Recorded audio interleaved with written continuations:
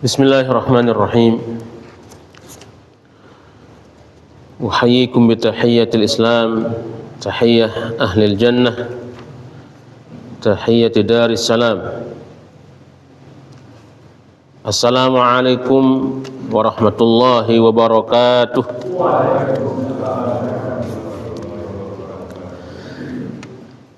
Innal hamdalillah, alhamdulillahi rabbil alamin. Nahmaduhu wa nasta'inuhu wa nastaghfiruh wa nastahdihi wa natubu ilayh wa na'udzu billahi min shururi anfusina wa min sayyiati a'malina man yahdihillahu fala mudilla lahu wa man yudlil fala hadiya lahu. Ashhadu an la ilaha illallah wahdahu la syarika lah wa ashhadu anna sayyidana Muhammadan abduhu wa rasuluhu la nabiyya ba'dah. Amma ba'du fa ya ayyuhal mu'minun usikum wa nafsi bittaqwallahi wa ta'atihi faqad fazal muttaqun wa laqad awsana rabbuna bittaqwah faqala 'azza wa jalla ya ayyuhalladzina amanu ittaqullaha haqqa tuqatihi wa la tamutunna illa wa antum muslimun. وقال يا أيها الذين آمنوا اتقوا الله وقولوا قولا سديدا يصلح لكم أعمالكم ويغفر لكم ذنوبكم ومن يطع الله ورسوله فقد فاز فوزا عظيما. Bapak-bapak, saudara hadirin kaum muslimin mukminin jamaah jamaah salat subuh Masjid Jami' Al-Mujahidin yang dimuliakan oleh Allah Subhanahu wa ta'ala. Kita bersyukur kepada Allah pagi ini Allah kumpulkan kita di tempat yang mulia ini. Semoga kumpulnya kita di sini Allah berikan keberkahan, Allah limpahkan rahmatnya, dan Allah berikan kita maghfirahnya, ya. Dengan di mana hari ini rahmakumullah kita dapat berita bahwa kejadian di Palestina cukup menyayat hati kita, karena sudah tidak ada lagi tempat yang aman bagi teman-teman kita, saudara-saudara kita di Palestina, semuanya digempur oleh Israel, ya. Maka hari ini ada aksi di Jakarta yang menyerukan sejuta laknat untuk Israel, ya, karena memang ya, manusia dan kaum yang tidak ada hati nuraninya, ya, seperti itu. Baik. Dan kita bersyukur kepada Allah Subhanahu wa ta'ala masih diberikan rasa aman, ya, masih diberikan kesehatan, masih diberikan kesempatan untuk memperbaiki diri kita, dan kita sedang diuji oleh Allah Subhanahu wa ta'ala, ya. Ini mungkin zamannya di mana Nabi mengatakan bahwa kita akan dipimpin oleh pemimpin-pemimpin yang selalu menggigit, ya. Tahu menggigit, ya?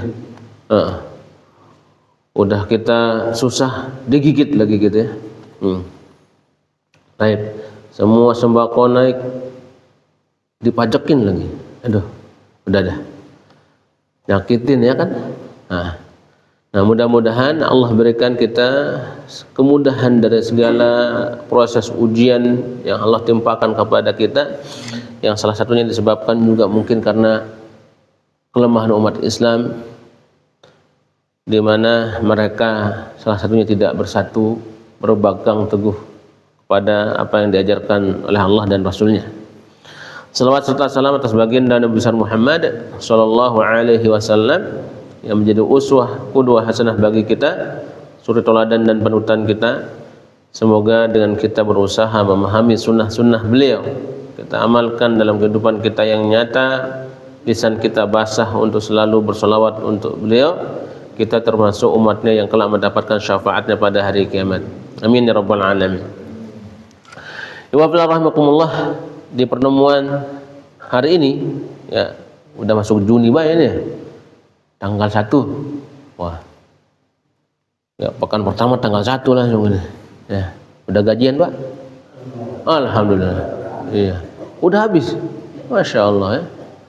Gajian tanggal 1, setelahnya koma gitu. Nah. Iya. Ada tapera lagi sekarang ini. Tabungan. Taib. Ya Allah ya. Coba bayangin ini. Kita ujiannya banyak ya. Udah dipajakin 10%. Belanja ada PPN-nya, apalagi Pak ya, tambah tapera lagi, nabung juga ada pajaknya. Innalillahi wa inna ilaihi. Belanja online sama belanja pajak ya iya udah kayak ngontrak kita ini ya. Kalau dihitung-hitung, kalau kita dapat gaji itu kita ngeluarkan untuk pajak doang 27%, 27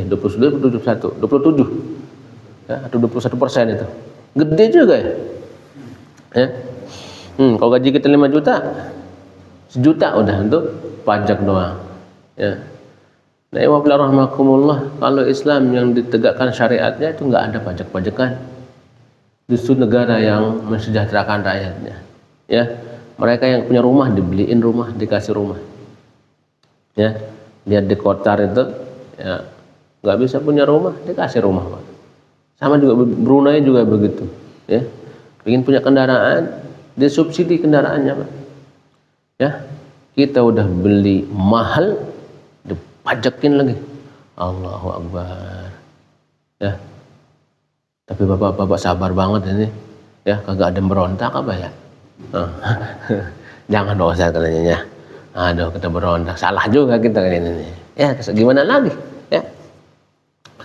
Baik, jamaah yang dimuliakan oleh Allah Subhanahu wa taala ya. Pada pertemuan sebelumnya ya, kita bahas di mana Rasulullah SAW keluar dari Mekah ya, pergi ke Taif itu untuk mencari, bisa dibilang untuk mencari suaka ya, karena beliau berdakwah ke Taif itu untuk mengajak ya penduduk Taif untuk beriman kepada Allah. Tapi akhirnya Nabi SAW apa yang didapatkan ya, beliau dilemparin ya. Bahkan para pemimpinnya mengajak anak-anak, bahkan orang gila itu untuk ngelemparin Rasulullah SAW ya. Wasujja gitu, sampai Nabi itu terluka ya, terluka di kepalanya, terluka di tumitnya, terluka di kakinya gitu ya, sampai berdarah-darah ya. Termasuk Zaid bin Harithah juga yang pada saat itu ngikutin beliau juga berdarah-berdarah juga ya. Tapi coba kita lihat bagaimana mulianya Nabi gitu ya. Hati beliau itu dari mana gitu dibikinnya. Kagak ada dendam sedikit pun sama orang Taif itu ya. Bahkan sampai malaikat itu mengatakan ya, kalau sampai darahmu menetes di bumi ini wahai Muhammad ya, maka saya akan ratakan gitu penduduk Taif. Mendengar kata malaikat seperti itu, Rasulullah SAW ketika ada darahnya menetes, beliau seka darah itu, beliau usapkan di bajunya ya, gitu ya. Yang mana mulanya hati Nabi itu ya. Nah, darah itu mau menetes gitu, beliau seka, diolesin di bajunya, jangan sampai netes ke bumi. Soalnya sudah diwanti-wanti malaikat, kalau ada aja satu tetes darahmu wahai Muhammad jatuh ke bumi ini, saya ratakan Taif itu. Masya Allah ya. Terus Allah juga melalui malaikat Jibril menyampaikan salam ya. Itu dua malaikat penjaga gunung itu sudah kirim salam kepada wahai Muhammad ya. Kalau kamu mau, dia akan timpakan 2 gunung itu pada Taif ya. Tapi apa kata Rasulullah SAW? Saya jangan begitu. Saya berharap akan lahir dari tulang-tulang sulbi mereka orang-orang yang akan menyembah Allah. Nah, ya, hati Rasulullah gimana gitu, luar biasa gitu. Ya, dendam kagak punya kayaknya itu mah. sakit hati juga nggak ada gitu. Sampai beliau berdoa kepada Allah Subhanahu wa taala, ya Allah, betapa lemahnya hambamu ini, nggak punya kekuatan, ya.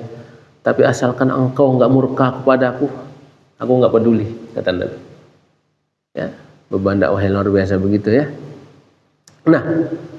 Nah, ketika beliau balik ke Mekah ini, ya, setelah peristiwa ini, baru Rasulullah SAW masuk kepada ini. Peristiwa berikutnya itu adalah mukjizat al-Isra wal Mi'raj. Lalu beliau mendapatkan sebuah mukjizat, Allah Isra dan Mi'rajkan beliau. Ini pembahasan kita hari ini. Ya. Jadi setelah menerima tantangan dakwah yang luar biasa gitu ya. Dan Allah Subhanahu wa taala telah mengetahui bagaimana ketulusan Nabi gitu. Enggak, hatinya luar biasa bagus gitu. Ya Rasulullah sallallahu alaihi wasallam. Ya. Dan terkadang kalau kita belajar begitu seharusnya kita sebagai seorang hamba Allah yang mukmin. Ya. Maka sampai Nabi dimuliakan luar biasa gitu ya. Karena memiliki hati yang begitu tulus, begitu ikhlas, begitu sabar gitu ya. Maka sepantas beliau itu dikatakan sayyidu ulul azmi minar rusul. Beliaulah Nabi sebagai pemimpin Nabi ulul azmi. Ya, dengan keteguhan imannya luar biasa. Ya. Nah, mukjizat Isra Mi'raj ini kita akan baca sedikit. Coba Pak, dilihat halaman 111 itu. Ada enggak ada yang bawa, benar juga ya, enggak apa-apa deh. Ya. Baik. Wa yuqsadu bil Isra, ya. Maka yang dimaksud dengan Isra di sini adalah ar-rihlah, sebuah perjalanan allati akramallahu biha nabiyahu, yang Allah muliakan dengan perjalanan ini nabinya, minal masjidil harami di Makkah, dari masjidil haram yang berada di Makkah, ilal masjidil aqsa bil Quds, ke masjid al-Aqsa di Al-Quds. Ya, jaraknya itu kurang lebih sekitar 1200 km Pak. Dari sini ke Bali kali ya. Nah, soalnya kalau dari sini ke Lombok itu 1400 Pak. 1400 km. Ya. Kita ke Jogja aja pegel pakai kendaraannya. Apalagi ke Palestina gitu ya. Ya, kebayang itu berapa hari yang dibutuhkan. Kalau pakai unta itu sekitar 7 hari. Pakai kuda dengan kecepatan cepat, ya. Kalau pakai unta bisa jadi lebih dari sepekan. Nah, kalau pakai jalan kaki sebulanan. Pernah nyoba jalan kaki, Pak? Aduh, gimana kuat-kuatnya orang-orang dulu itu ya, kemana-mana pakai jalan kaki, ya. Kendaraannya pun cuma unta sama kuda, ya. Itu ya, luar biasanya. Baik, itu yang disebut dengan Isra, ya. Amal Mi'raj, adapun Mi'raj itu adalah ma aqaba dzalika min al-uruj bihi ila tabaqatis samawatil ula. Ya. Apa yang menyertainya setelah Isra itu adalah minal uruji, beliau dinaikkan, ya, ila tabaqatis samawatil ula, ya, ke satu level dari level-level langit, satu tahapan dari setiap tahapan yang langit itu, ya. Ibaratnya kalau misalnya satu langit dunia ini, ya, bentuknya kotak mungkin ya, ada lagi kotak berikutnya gitu. Yang kita batasannya itu kagak tahu sama sekali, ya. Gambarannya mungkin kalau kita naik eskalator kali ya, pencet, bukan eskalator ya, lift, ya, naik lift, kita 1 gitu ya, 2, 3 gitu ya. Nah, gampang bagi Allah itu untuk jadiin kayak lift itu, ini perjalanan Rasulullah itu, ya, tiba-tiba sampai atas aja, ya kan. Nah, lip itu mungkin inspirasinya dari Isra Mi'raj ini juga Pak De. Ya. Dari masuk ruangan udah sampai lantai 10. Ya. Masuk ruangan udah sampai lantai ke-25 gitu ya. Bahkan sambil bisa ngelihat kalau lipnya itu pakai kaca transparan. Pernah ke Dubai? Halo? Wah, belum? Sama Pak, saya juga belum pernah. Ya, kan ada lift di Dubai itu begitu ya. Bisa ngelihat langsung ya di sekitarnya itu. Ya, tiba-tiba udah sampai lantai berapa aja gitu. 100. Ya. Nah gitu ya, tabaqat. Langit itu punya level-level seperti itu ya. Tsummal wusuli bihi ila haddin inqata'at indahu ulumul khalaiq, ya. Sampai beliau sampai kepada satu titik di mana ilmu pengetahuan dari makhluk ini udah nggak nyampe situ. Ya, udah batasnya udah. Ya. Yaitu min malaikatin, ya, baik itu ilmu malaikat. Ya, malaikat juga nggak nembus sampai situ, Pak. Cuma Nabi yang sampai nembus sono. Kebayang nggak itu? Batasnya itu, ya. Malaikat aja nggak nembus. Sementara malaikat kan kemana-mana cepet banget gitu ya. Apalagi ins, manusia. Kita terbatas banget. Ya. Nongak dikit, jauh banget ini langit itu. Ternyata ketika lewat dikit, lebih jauh lagi, ya kan? Wal jin, apalagi ilmunya jin juga nggak nyampe. Orang ilmu malaikat agak nyampe, apalagi kita dan jin gitu. Baik, ya. Kullu dzalika fi lailatin wahidah. Yang menakjubkan adalah kejadian ini terjadi hanya satu malam saja. Dari ba'da isya sampai sebelum subuh.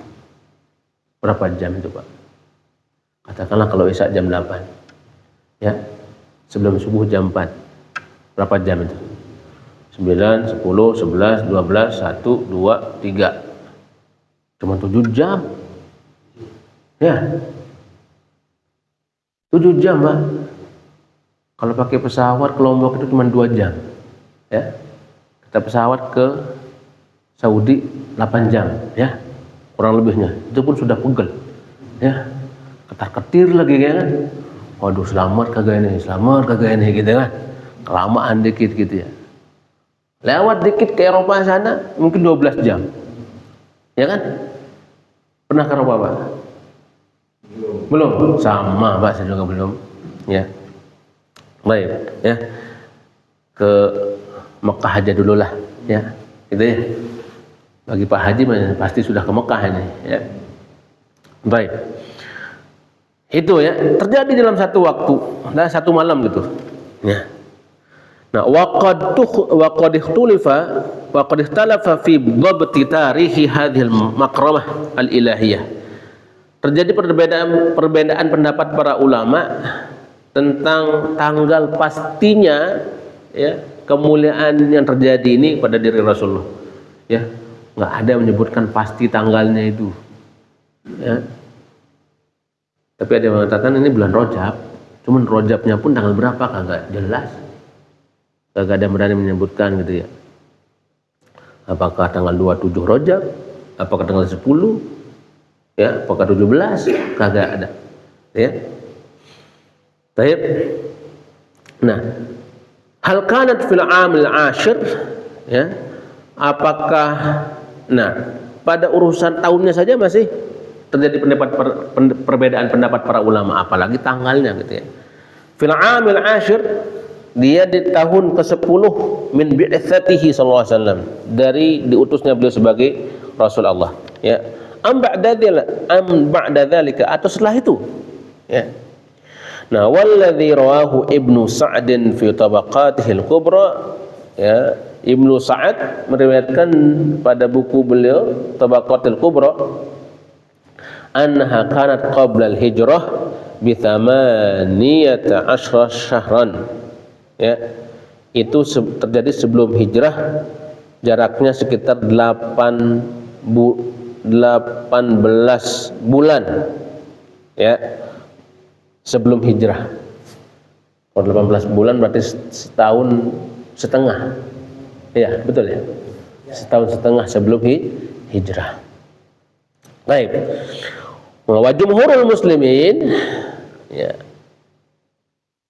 Kebanyakan kaum muslimin ala anna hadhihi rihlah, bahwasanya perjalanan ini kanat bil jism war ruh ma'an. Ya.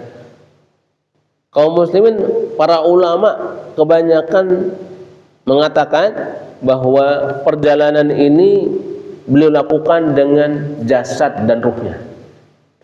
Jadi nggak mimpi, Pak. Nggak mimpi, nggak ngigo apalagi. Ya, beliau dengan jasad sama ruhnya. Beliau lihat langsung kejadiannya. Ya. Dan kalau memang ini termasuk mukjizat, karena memang sampai sekarang ini ilmu pengetahuan belum sampai bagaimana cara menghitung kecepatan itu. Ya. Bahkan dengan kecepatan cahaya pun kagak bisa hitung, Pak. Ya. Kalau perjalanan hanya 7 jam, itu baru sampai, belum sampai keluar langit katanya untuk langit dunia ini, baru sampai Mars doang. Coba itu dengan kecepatan cahaya. Gimana kalau 7 langit? Waduh, kagak nyampe ilmu manusia itu, Pak. Hitungannya, kecepatannya nggak nyampe. Maka yang paling nyampe logikanya itu adalah kayak Allah jadikan kayak Rasulullah ini masuk dalam pintu lift yang tiba-tiba twing sampai ke langit, ke dunia, langit dunia gitu ya. Lalu tiba-tiba sampai langit kedua gitu. Ya. Kan Nabi kalau ceritain itu dalam tafsir Ibnu Katsir ketika disebutkan bahwa Ibnu Abbas radhiyallahu anhu itu cerita gitu ya, bahwa Nabi ya setiap langit itu ketemu dengan Nabi dan Rasul gitu. Ya. Gitu ya. Dan sampai ke langit ke-7 itu beliau ketemu dengan Nabi Ibrahim alaihissalam. Ya, langit ke-6 ketemu dengan Nabi Musa dan Nabi Harun. Seperti itu ceritanya ya. Jadi kayak beliau diletakkan oleh Allah di satu pintu lift gitu ya, dan diperjalankan begitu. Ya. Baik. Nah, ini beliau lakukan ya, beliau ngalamin dengan jasad dan ruhnya sekaligus. Walidzalika fahiya min mu'jizatihil bahirah, maka ini adalah mukjizat beliau yang paling apa kalau bahirah kalau bahasa kita tuh, yang paling top, markotop dah gitu ya, kagak ada yang diberikan gitu ya. Apa? Iya, mutakhir lah bahasanya itu. Ya. Pokoknya nggak ada lagi yang pernah dikasih nabi-nabi yang lain kecuali Rasulullah sallallahu alaihi wasallam. Ya. Nah, amma qissatu dzalika, adapun kisah ini faqad rawahal Bukhari wa Muslim bituliha, ya, diriwayatkan oleh Imam Bukhari dan Muslim dengan cerita yang panjang. Ya. Cerita yang panjang luar biasa. Ya, kalau kita mau lebih detail itu ada di tafsir Ibnu Katsir ketika menyebutkan tentang ayat pertama dalam surat Al-Isra itu, ya, subhanalladzi asra bi'abdihi lailan minal masjidil harami ilal masjidil aqsa alladzi barakna haulah. Di ayat itu Allah sebutkan bahwa Masjidil Aqsa itu adalah satu kawasan yang diberkahi. Salah satu bentuk berkahnya rahimahumullah adalah semua tumbuhan yang tumbuh di sekitaran Masjidil Aqsa, ya, Palestina itu, ya, itu menjadi tumbuhan yang paling bagus kualitasnya. Ya, zaitun paling bagus itu zaitun yang tumbuh di Palestina. Stroberi yang paling bagus itu stroberi yang tumbuh di Palestina. Ya, bawang yang paling bagus itu kualitasnya bawang yang tumbuh di Palestina. Sampai segitunya, Pak. Maka disebut dengan negeri yang diberkahi. Siapa yang kasih berkah? Allah Subhanahu wa taala. Ya. Nah, itu juga mungkin bagi mereka penguasa-penguasa yang melihat hal ini, ya, mereka ngincarnya mungkin dari sisi itu gitu. Kenapa Palestina itu harus direbut? Ya, terus digenosida dan segala macam ya penduduknya. Ya. Dan luar biasanya walaupun Palestina diberikan ujian yang sangat luar biasa seperti itu oleh Allah Subhanahu wa taala, terlihat bagaimana ya kondisi hati saudara-saudara kita Palestina itu ya, kebayang luar biasa. Ada yang kaya raya sebelumnya gitu ya, ketika setelah dibombardir kagak punya apa-apa lagi, lu cuma mengatakan ini takdir dari Allah, mau kita apain ya, sampai nggak punya apa-apa sama sekali Pak ya. Tapi coba lihat ketawakalannya luar biasa kepada Allah Subhanahu wa taala. Mereka butuh memang makannya, butuh pakaian, tapi ketika ada bantuan luar biasa, mereka tidak makan serakus. Yang mohon maaf, mungkin ketika kita makan lihat baru makanan, wow enak banget gitu. 3 piring langsung habis kita. Gitu kan? Mereka enggak, Pak. Ya. Mereka sekedarnya ngambil cukup untuk ngisi perut, ya. Sisanya mereka bagi untuk yang lain, ya. Bahkan dalam kisahnya itu ada wartawan ya, yang ingin mewawancari anak kecil, ya, sama anak kecil ini dikira wartawan ini butuh makanan, dipotong rotinya, bapak makan, masya Allah gitu ya, anak kecil sama sekali gitu, ya. Maka benar ya, teman saudara ke Palestina itu juga adalah mereka yang memiliki keimanan yang luar biasa, ya. Belum tentu kalau kita yang diuji seperti itu kuat Pak ya. Orang kita diuji kurang duit dikit aja, aduh besok pakai bayar apa ya, ya seperti itu, banyak ngeluhnya kita ya. Baik, wa fiha anna Rasulullah sallallahu alaihi wasallam utiya bil buraq ya. Gimana kisahnya? Kisahnya adalah bahwasanya Nabi sallallahu alaihi wasallam pada malam itu didatangi oleh malaikat, dibawain buraq. Ya, buraq itu sejenis kendaraan, cuman bukan mobil, bukan pesawat, Pak. Ya, ya. Wa huwa dabbatun. Dia itu adalah sejenis hewan tunggangan. Dabbah. Ya. Fauqa himarin, lebih besar dari keledai, ya. Duna baghalin, tapi lebih kecil dari kuda. Jadi antara keledai sama kuda bentuk tubuhnya itu. Ya. Nah, ketika Rasulullah gambarkan seperti ini, nah bisa jadi ya bentuk tubuhnya itu ya kayak kuda sama keledai gitu. Ya. Punya ekor gitu kan. Seperti itu. Cuman nggak ada sebutin dia apa punya sayap apa tidak. Nggak ada sebutin. Tapi gambaran kita wudu, ya. Ada sampai menggambarkan itu bentuk warnanya putih, ya, udah putih warnanya, bulunya mengkilap gitu ya. Terus apa lagi, ya?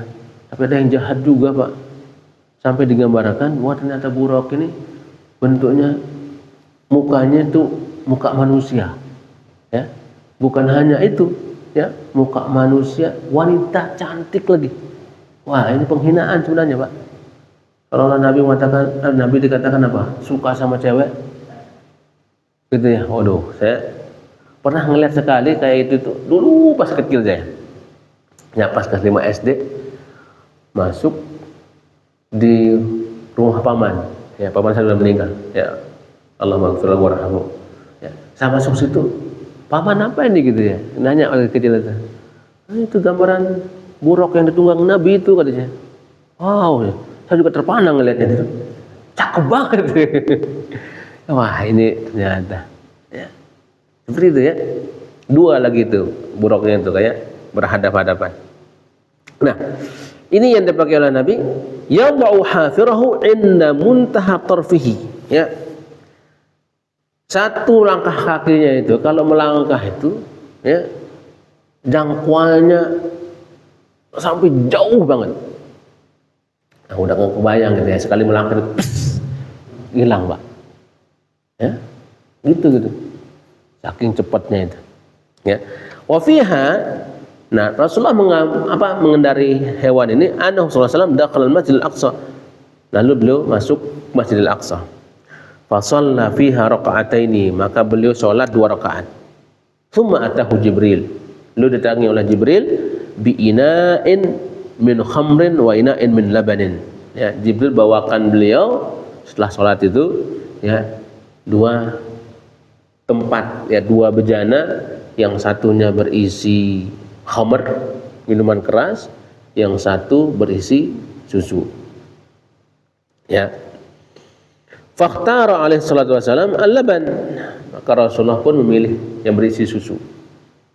Ya, faqala Jibril, maka Jibril mengatakan ikhtartal fitrah, engkau memilih berdasarkan fitrahmu. Ya, jadi orang baik itu ya Allah pasti milih makanan yang baik. Ini kaidahnya. Jadi orang baik itu kalau pilih makan juga pilih makanan yang baik, yang manfaat. Ya, kalau nggak manfaat, udah keciri.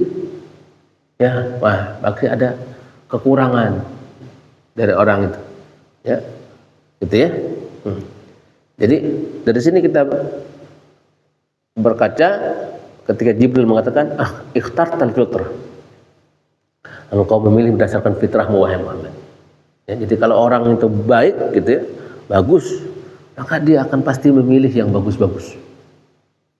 Ya, termasuk kalau tentang milih makanan, ya.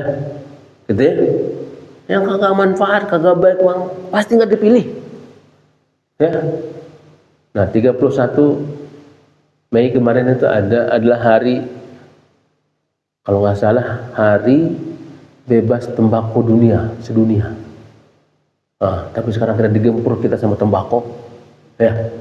Dan yang kaya-kaya orang yang jual tembakau, Pak, ya, sehingga ada namanya gudang garam. Gudang garam ini ternyata isinya tembakau, Pak, bukan garam. Ya. Pernah ada orang yang nyasar, ceritanya begini. Ya, karena dilihat gudang garam, ibu ini kehabisan garam, masuk ke gudang itu. Ya, Pak, mau kemana, Bu? Ini Bu, saya Pak mau beli garam, Pak. Ya, garam di rumah habis. Bu, mohon maaf, di sini kagak jual garam. Ya. Gitu ya, seperti itu. Terus jual apa, Pak? Tembakau. Waduh, ini penipuan publik ini, ya. Baik, ya, itulah ya, ikhtartal fitrah, Anda memilih sesuai dengan fitrah.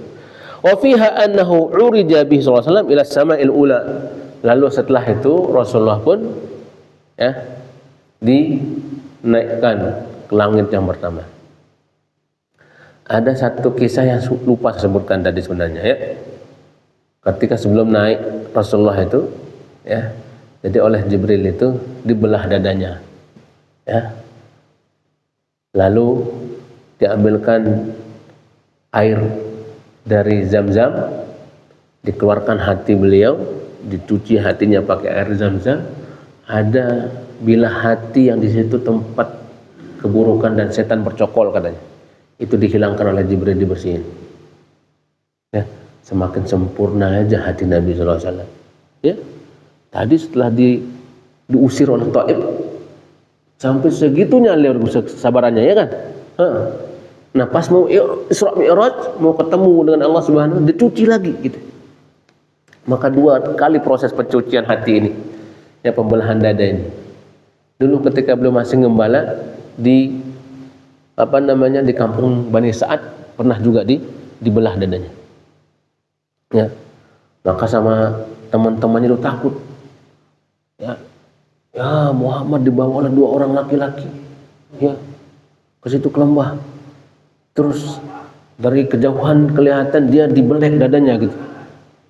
Gitu, ya. Dilaporkan begitu. Membuat ibunya Halimatus Sa'diyah jadi khawatir tentang anak ini. Ya, maka dikembaliin kepada ibunya. Ya, dikembaliin kepada ibunya. Itu kisahnya, ya. Nah, dengan beliau dinaikkan ke langit dunia ini, lalu langit pertama, langit kedua, langit ketiga, wa hakadha hatta luhiba bihi ila sidratil muntaha. Ini berlangsung terus sampai beliau sampai ke Sidratul Muntaha. Nah, Sidratul Muntaha ini rahimahumullah disebutkan oleh baginda Nabi bahwa Sidrah ini adalah satu pohon. Ya. Nah, kalau kita lihat sidrah itu kalau dalam bahasa Arab artinya pohon bidara. Cuman setiap pohon bidara ini lebat luar biasa, Pak. Lebat luar biasa daunnya itu. Ya. Saking lebat daunnya itu disebutkan bahwa setiap daun itu ada nama makhluk Allah Subhanahu wa taala. Bahkan ada nama-nama manusia di situ. Yang ketika kalau sudah menguning, ya daun ini katanya dia akan gugur, menandakan bahwa akan ada manusia yang mati. Nah, itu kata Nabi Sallallahu Alaihi Wasallam. Ya, besar banget pohon itu. Ya, yang pohon ini menaungi alam semesta ini. Saking gedenya, gitu ya. Itu dikisahkan oleh Nabi Sallallahu Alaihi Wasallam. Wa auhallahu ilahi inda idzin ma auha. Maka ketika beliau sudah sampai di Sidratul Muntaha, maka Allah wahyukan kepada beliau apa yang semestinya diwahyukan.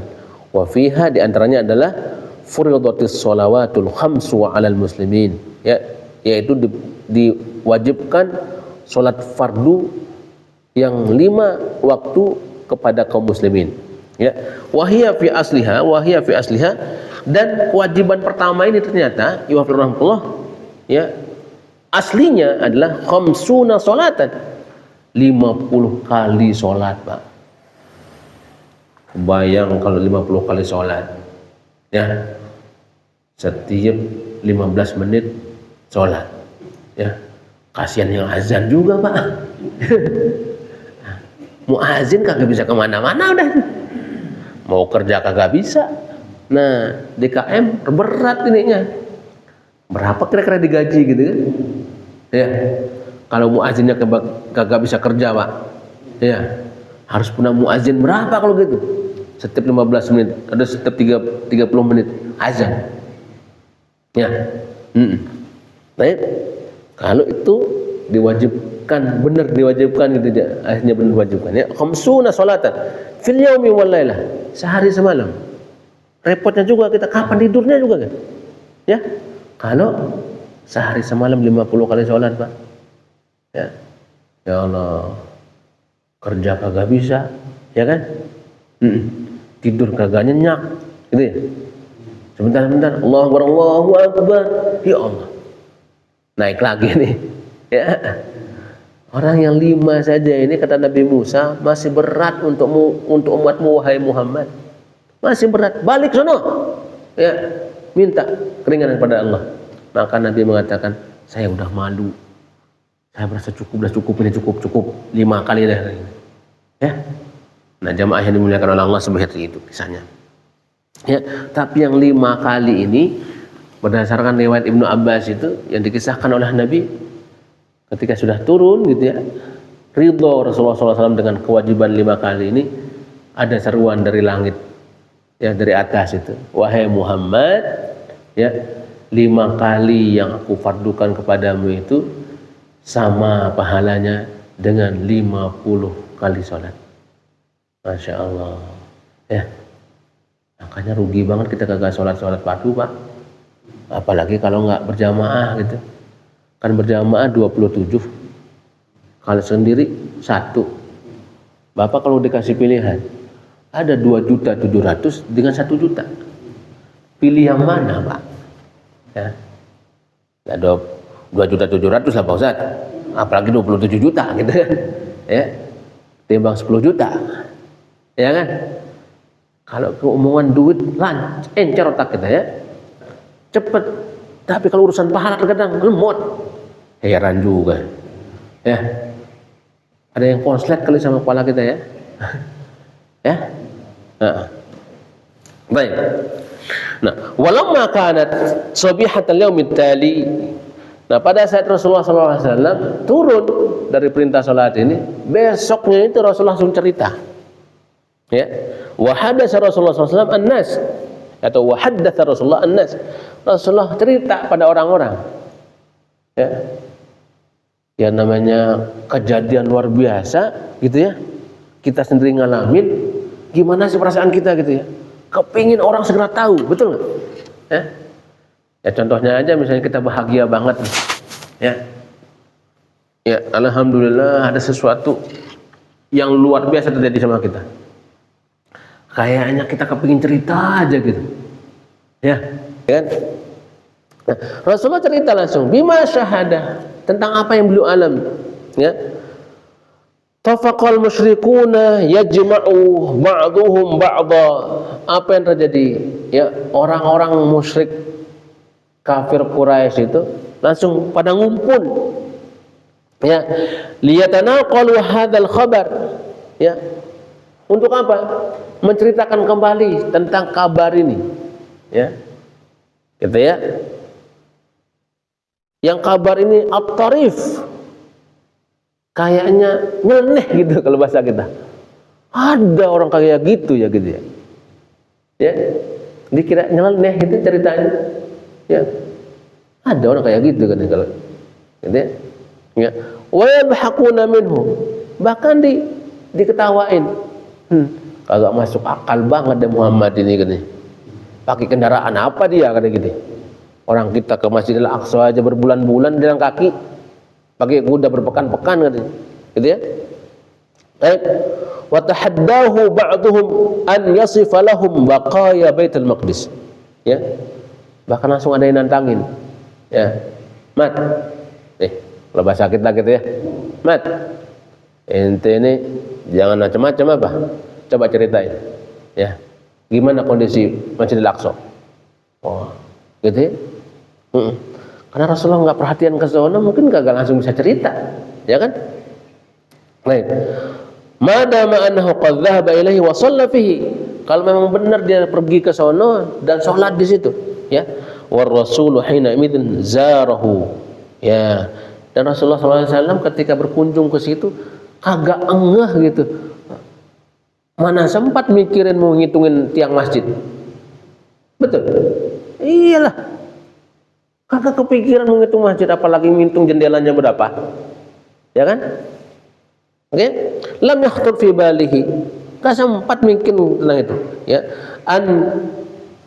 Yan yujilan nazar, ya, untuk perhatian sama jendelanya, jumlah ininya, jumlah tiangnya, apalagi atapnya. Enggak mungkin. Nih, fi atrafi. Wa yahfazu ashkalahu, atau menghafal bentuknya gimana gitu ya. Tapi ditatangin oleh orang kafir Quraisy. Ya. Wa adada sawarihi, ya, jumlah tiangnya berapa? Fahallalahu Allahu azza wa jalla, ya, fajallahu Allahu azza wa jalla, maka Allah Subhanahu wa taala pun langsung menggambarkan di pelupuk mata beliau, di muka beliau, rupa Masjidil Aqsa itu. Ya, karena Nabi dan Rasul gitu, langsung Allah nampakkan, ya, rupa Masjidil Aqsa itu dengan gamblang, ya, disebut dengan fajalla, ya, fajallallahu azza wa jalla suratahu baina ainihi, di depan mata beliau, ya. Wa akhadha yasifuhu ya lahum wasfan tafsiliyan kama yas'alun. Nah, maka Nabi mulai cerita, ya, dengan cerita yang sangat detail karena mereka minta detail. Ya. Ini tiangnya berapa, ya, bentuknya seperti ini gitu ya, ada giniannya gitu ya, jendelanya juga ada. Detail Nabi sallallahu alaihi wasallam ceritain. Ya. Rawal Bukhari wa Muslim an Rasulullah sallallahu alaihi wasallam, ya. Imam Bukhari dan Muslim meriwayatkan dari baginda Nabi anhu qala, ya, beliau mengatakan, beliau bersabda, lamma kadzabatni Quraisyun, ketika saya cerita lalu orang-orang Quraisy itu mendustakan ceritaku, ya, kumtu fil hijr, aku lagi berdiri di hijr. Kalau disebut hijr itu adalah salah satu pojok Ka'bah, ya. Fajallallahu li Baitul Maqdis, maka Allah nampakkan rupa Baitul Maqdis itu dengan gamblang luar biasa, ya. Fatafiktu ukhbiruhum an ayatihi wa ana anzuru ilaihi, maka aku pun mulai cerita dengan detail tentang kekuasaan Allah yang ada di Masjidil Aqsa, ya, sebagaimana aku ngelihat dengan mata kepalaku sendiri, ya. Jadi Rasulullah SAW sudah dikasih telematika dulu, Bang, Sekarang kita pakai video call sekarang ya kan? Gimana kondisi masjid Al-Aqsa sekarang? Waduh, gini bentuknya Pak, gitu kan? Udah ada dulu Rasulullah ngalamin itu Pak. Allah langsung yang ngasih, ya, lebih canggih malah, ya kan? Tanpa alat itu. Iya, pakai TV. Sekarang kita beda ya. Live-nya kita pakai TV, live-nya pakai TikTok. TikTok apa namanya? HP, ya kan? Baik. Nah, amma Abu Bakrin radhiyallahu anhu, adapun Abu Bakar radhiyallahu taala anhu faqad haddatsahu ba'dul musyrikin amma yaqulu Rasulullah. Ya. Beliau dapat cerita dari beberapa orang kafir Quraisy, ya, bahwa Rasulullah menyampaikan itu, ya. Raja'an an yasta'dzimahu fala yusaddiqhu. Mereka berharap Abu Bakar ini akan apa? Ya, menganggap hal ini luar biasa, tapi tujuannya supaya dia mendustakan Rasulullah. Ya, jahatnya kafir Quraisy itu ya. Terkadang juga orang-orang yang tidak kepingin kita sama sahabat kita itu baik-baikan, ya, ada aja yang nyeleneh gitu kan? Ya kan? Babi Mas Kurma kagak benar orangnya, gitu kan? Ada aja yang ceritain, jangan temani lagi, gitu ya kan? Ada orang kagak gitu, ada Pak, ya, gitu ya. Nah Nabi SAW sama sahabat dekatnya Abu Bakar ingin apa coba itu, ya, ingin direnggangkan hubungannya. Bagaimana sih sikap Abu Bakar ini kalau ada kejadian aneh kayak gini, gitu ya? Apakah dibenarkan atau tidak? Apa yang dijawab oleh Abu Bakar As-Siddiq, ya? In kana qala dzalikal laqad shaddaq. Ya. Kalau memang beliau sendiri yang mengatakan demikian, sungguh dia benar, kata Abu Bakar. Kecele orang kafir Quraisy itu ya. Belum tahu dia siapa Abu Bakar, gitu kan? Inni la usaddiquhu ala ab'ad min dzalika. Sungguh kalau ada kejadian yang lebih nyeleneh dari itu, kata Abu Bakar, saya pasti akan benarkan beliau. Sampai dikitukan oleh kafir Quraisy itu ya. Kalau ada yang lebih nyeleneh dari situ, tapi kalau Nabi yang mengatakan saya benerin, ya, itu betul gitu. Nah itulah maka teruji keimanan Abu Bakar As-Siddiq radhiyallahu taala anhu. Ya, bayangin Pak, bahkan ada sebagian umat Islam yang sudah masuk, gitu ya, imannya belum bagus, sempat murtad Pak gara-gara cerita ini. Ya, ada orang kayak gitu. Wah, udah gila kali, gitu kan? Tapi Abu Bakar As-Siddiq membenarkan hal ini, maka beliau dimuliakan dengan sebuah gelar yang luar biasa, Abu Bakar As-Siddiq. Ya, satu-satunya orang yang membenarkan Nabi sallallahu alaihi wasallam. Ya, seperti itu. Nah, wa fi sabihati lailatul Isra jaa Jibril. Ya. Dan pada pagi malam setelah beliau diisrakan itu, Nabi didatangi lagi oleh malaikat Jibril, ya. Wa 'allama Rasulullah SAW kaifiyatus shalah wa awqataha. Ya, Rasulullah pun diajarkan oleh malaikat Jibril tentang bagaimana cara sholatnya dan kapan waktunya. Ya, malam dapat perintah untuk sholat 5 kali, pagi-paginya malaikat Jibril ngajarin Rasulullah SAW bagaimana cara sholatnya dan kapan waktunya. Ya. Wa kana alaihi salam qabla masyru'iyatis shalah yusalli raka'ataini subahan. Dan sebelum disyariatkan salat ini, rahmatullah, bahwa Nabi itu melakukan salat hanya 2 rakaat saja. Kapan dilakukan? Pagi sore doang Pak, 2 rakaat. Ya. Jadi sebelum terbit matahari, Nabi pergi jauh itu ke tempat orang nggak ngelihat beliau sholat, ya, ngajak para teman-teman sahabat yang lain yang kira-kira bisa diajak, ya. Nanti sorenya begitu juga, menjelang maghrib atau ba'da maghrib misalnya, pergi Nabi jauh, ya, untuk melakukan sholat 2 rakaat. Ya. Jadi sebelum kita diwajibkan 5 sholat itu 2 kali Nabi melakukan sholat, dan itu masing-masing 2 rakaat. Ya, wa mislaihima masaan, pada sore harinya juga demikian, ya, kama kana yaf'alu Ibrahim alaihissalam. Dan inilah cara sholatnya Nabi Ibrahim alaihissalam. Ya, pagi sore doang sholatnya Pak. Ya, gitu ya. Pas zamannya Nabi Musa 50 kali sholat. Makanya Bani Israel protes mulu itu sholat itu ya. Gitu ya. Baik. Udah seru belum ya?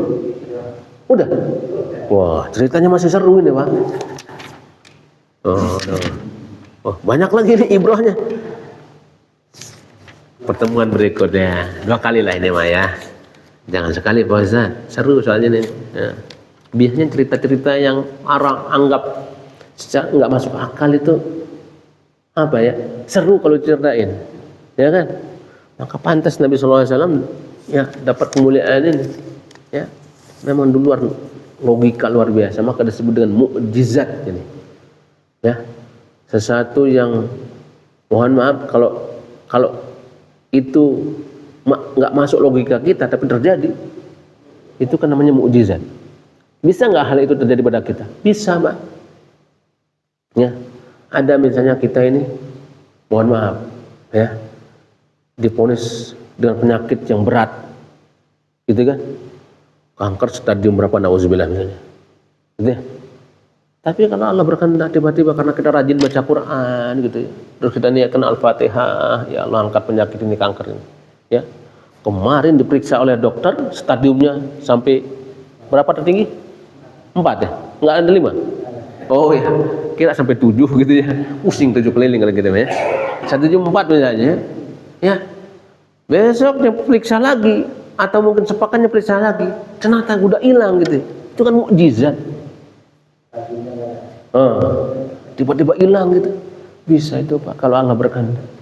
Ya. Ya, seperti itu. Cuman mukjizat ini itu khusus kepada baginda Nabi sallallahu alaihi wasallam. Ya, khusus pada para nabi dan rasul, mukjizat itu. Ya, kalau yang terjadi pada orang-orang soleh sama kita yang biasa mungkin ya itu namanya karomah. Ya, bisa kita punya karomah juga, cuman kita nggak bisa minta itu karomah itu jadi. Ya, sewaktu-waktu dibutuhkan aja baru terjadi. Ya, jadi kalau ada orang ketika minta karomah langsung ada, pastiin jin itu Pak. Ya. Tiba-tiba bisa ngangkat botol, gitu ya, Pak jin udah itu. Ya, tiba-tiba bisa jalan di atas air, wah, ada angkat jin udah itu. Ya, iya, udah ifrit udah itu ditumbangin ya, gitu. Ya, itu, ya Alhamdulillah ya. Atau bisa ngelempar apa misalnya, benda, di jalan deh benda ini, jin udah itu yang ngeri. Ya, karena mukjizat sama karamah itu tidak diminta. Ya, dia akan datang Allah berikan pada saat dibutuhkan. Ya, maka nggak ada namanya orang sakti itu Pak. Ya, kan kita dapat cerita wali songo sakti-sakti gitu ya. Ya, sampai ada yang bisa merubah ya pohon enau itu jadi buahnya jadi emas gitu ya. Masya Allah. Ya, Sunan Kalijaga bertapa berapa bulan itu Pak sampai numbuh. Ya. Ilalang gitu ya, belukar gitu, beliau. Masya Allah, sakti luar biasa. Ya. Nah, seperti itu ya. Wallahu a'lam bishawab. Nah, kita akan lanjutkan nanti dengan ibroh dan dilalatnya tentang kisah ini. Ya. Dan ini adalah sesuatu yang Allah ingin tunjukkan kepada seluruh manusia, khususnya kepada kita kaum muslimin. Ya. Bahwa maha benar Allah dan Rasulnya. Ya, sesuatu yang di luar logika kita manusia, bahkan sesuatu yang di luar pengetahuan manusia, gampang bagi Allah jadikan itu. Ya, dan itu diperlihatkan oleh Allah nanti ketika kita menjelang wafat itu. Ya, nggak pernah bisa melihat malaikat, pas menjelang wafat kita bisa melihat malaikat. Ya, bahkan kita bisa lihat pahala dan dosa kita. Bahkan Allah juga bisa memperlihatkan kita di mana kita letaknya nanti ketika setelah mati itu. Apakah di surga, apa di neraka. Maka mereka yang wafatnya tersenyum diperlihatkan oleh Allah tempatnya di surga. Tapi mereka yang diperlihatkan kok takut luar biasa. Ya. Maka telah diperlihatkan oleh Allah tempatnya di neraka. Maka kita lihat orang-orang zolim itu selama hidupnya matinya mengenaskan, ya, tidak ada ketenangan dalam dirinya, bahkan diawali oleh penyakit-penyakit berat oleh Allah Subhanahu Wa Taala.